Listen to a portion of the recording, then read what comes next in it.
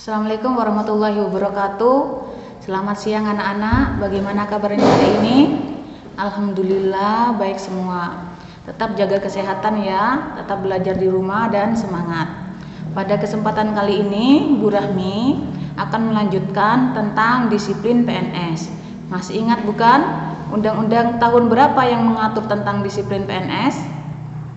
Ya, benar. Undang-Undang Nomor 53 Tahun 2010. Kemarin telah dijelaskan pengertian disiplin PNS, kemudian pelanggaran disiplin, hukuman disiplin, kewajiban dan larangan PNS. Masih ingat kewajibannya ada berapa? Ya, ada 17 kewajiban dan ada 15 larangan. Tingkat dan jenis hukuman disiplin PNS dibagi menjadi 3. Ada tingkat ringan, tingkat sedang, dan tingkat berat. Kalau tingkat ringan itu bagaimana? Ditegur lisan, ditegur tertulis, dan pernyataan tidak puas secara tertulis. Kemudian kalau tingkat sedang bagaimana? Ada 3, yaitu penundaan gaji berkala selama 1 tahun, penundaan kenaikan pangkat selama 1 tahun, dan penurunan pangkat 1 tingkat lebih rendah selama 1 tahun. Kemudian yang tingkat berat bagaimana? Yang tingkat berat itu ada 4. Pertama, penurunan pangkat setingkat lebih rendah selama 3 tahun. Yang sedang itu selama 1 tahun, kalau berat selama 3 tahun. Yang kedua, pemindahan jabatan, ya, 1 tingkat di bawahnya. Yang ketiga, pembebasan jabatan. Yang keempat, pemberhentian dengan hormat atau tidak dengan hormat. Nah, karena pelanggaran kewajiban, ya, karena kewajiban itu ada pelanggaran kewajiban karena apa? Karena tidak menaati jam kerjanya. Ya, di situ ada contoh ya. Kalau hukuman disiplin ringan ada berapa? Ada 3. Yang pertama, teguran lisan apabila tidak masuk kerja selama 5 hari.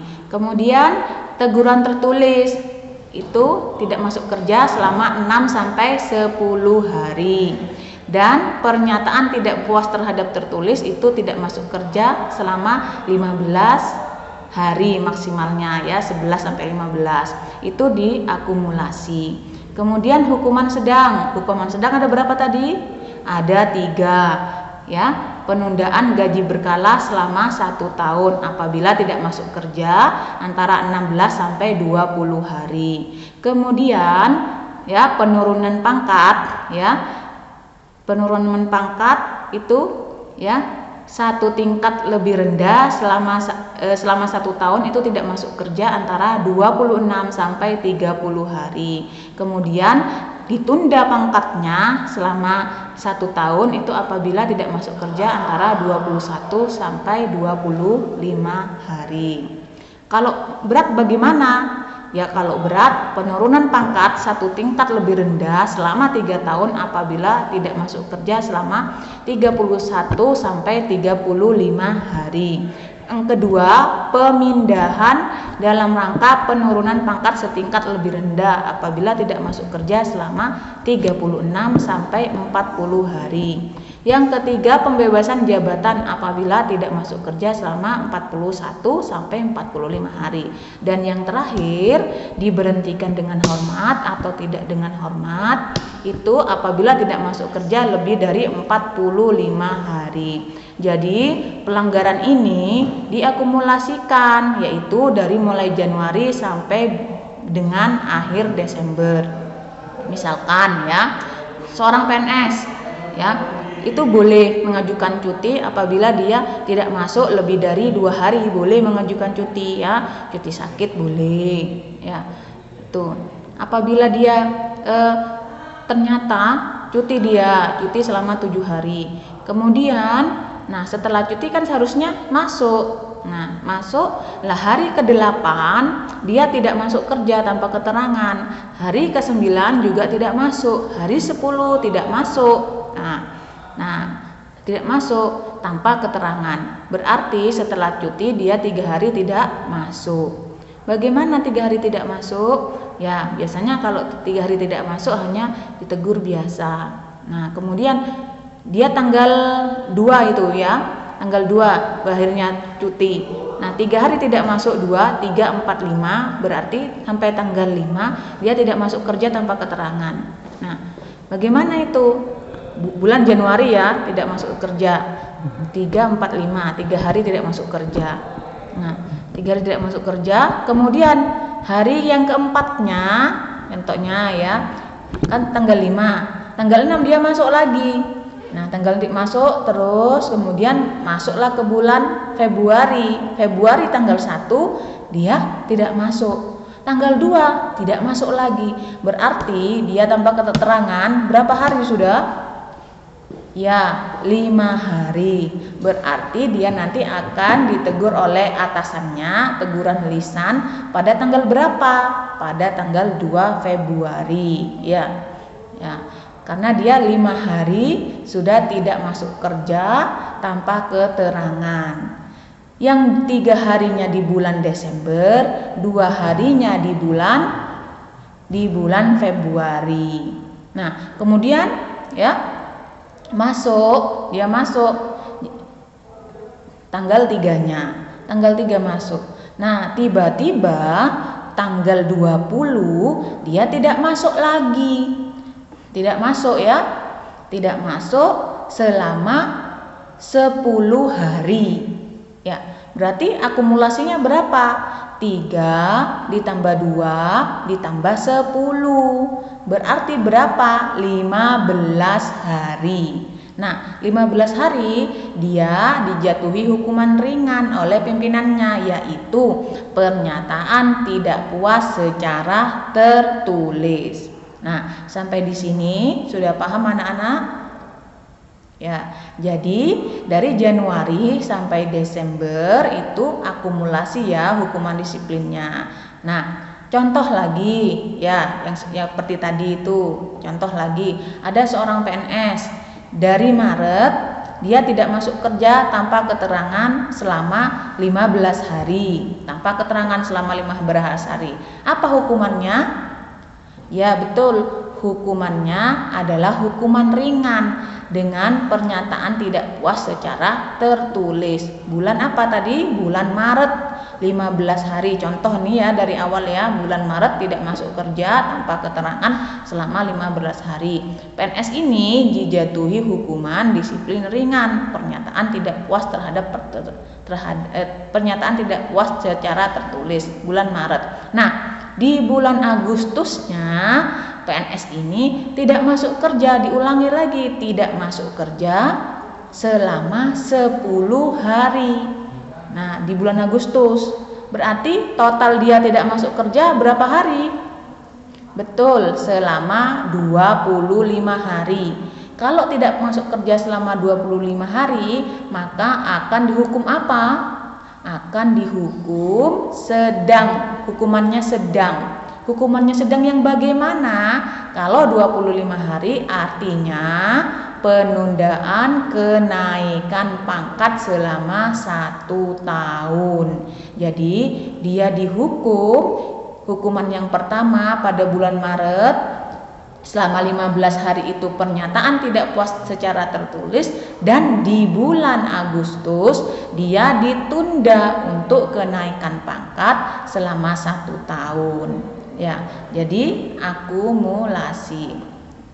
Nah, masuk kerja dan menaati ketentuan kerja itu adalah wajib datang, melaksanakan tugas dan pulang sesuai dengan jam kerjanya, bukan wajib datang, kemudian melaksanakan tugas, seharusnya pulang jam 15 atau jam 3 sore, dia pulang jam 10. Nah, itu berarti tetap melanggar apa? Melanggar jam kerjanya, jam masuk kerjanya, tidak menaati ketentuan jam kerja.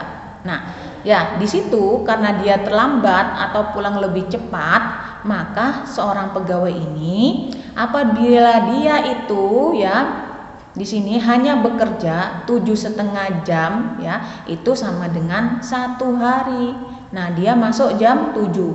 Berarti 7,5 jam, berarti dia jam berapa? Ya, jam 14.30. Nah, jadi dia jam 14.30. Kalau dia itu ya terlambatnya atau pulangnya, nah lebih cepat, seharusnya pulang jam 3 ya, dia jam 11 sudah pulang. Berarti dia mengkorupsi waktu berapa jam? Mengkorupsi waktu 4 jam. Nanti tinggal diakumulasi, kan tanpa keterangan pulang lebih cepat 4 jam. Kemudian esoknya lagi dia seperti itu juga, pulang jam 12, harusnya jam 3 sore. Berarti berapa jam dia sudah? Kan 3 jam, 4 tambah 3 berarti 7. Kemudian, nah setengah jamnya esok harinya lagi, nah dia pulang lebih cepat 30 menit. Maka yang 3 jam, 4 jam, dan setengah jam itu dianggap dia itu melalaikan. Nah, terlambat atau pulang lebih cepat dari 7,5 jam itu dihitung selama 1 hari. Karena sekarang kan sudah ada ceklock seperti kalian. Kalau pagi masuk jam berapa, pulang juga harus ceklock. Nah, di sini, nah untuk pelanggaran tertentu ya, itu memperhatikan dampak pelanggaran pada unit kerjanya bagaimana, instansinya bagaimana, terhadap pemerintahan atau negara ini yang bagaimana. Siapa yang berhak menghukum seorang PNS yang melanggar disiplin ini? Nah, ada 4 orang yang berhak menghukum PNS yang melanggar disiplin ini. Pertama siapa? Presiden. Yang kedua, pejabat pembina kepegawaian. Yang ketiga, pejabat struktural. Pejabat struktural ini eselon 1 sampai eselon 5. Yang keempat, pejabat yang setara. Nah, untuk presiden itu menjatuhkan hukuman disiplin tingkat berat. Tingkat berat khusus kepada pejabat struktural eselon 1 dan pejabat lain yang pengangkatan dan pemberhentiannya itu menjadi wewenang presiden. Jadi, presiden ini berhak menghukum hanya pada hukuman tingkat berat saja, hukuman tingkat berat yang pemberhentiannya itu dan pengangkatannya itu menjadi wewenang presiden. Yang kedua, siapa yang berhak menghukum? Pejabat pembina kepegawaian. Nah, di sini beliau ini pejabat pembina kepegawaian berhak menghukum tingkat disiplin berat dan sedang. Berupa apa? Penurunan pangkat selama 1 tahun sesuai dengan pasal 7 ayat 3 huruf C ya. Bagi PNS eselon 2, 3, 4, dan 5 serta jabatan fungsional tertentu dan fungsional umum. Nah, ini pejabat pembina kepegawaian, hanya tingkat hukuman berat dan sedang ya.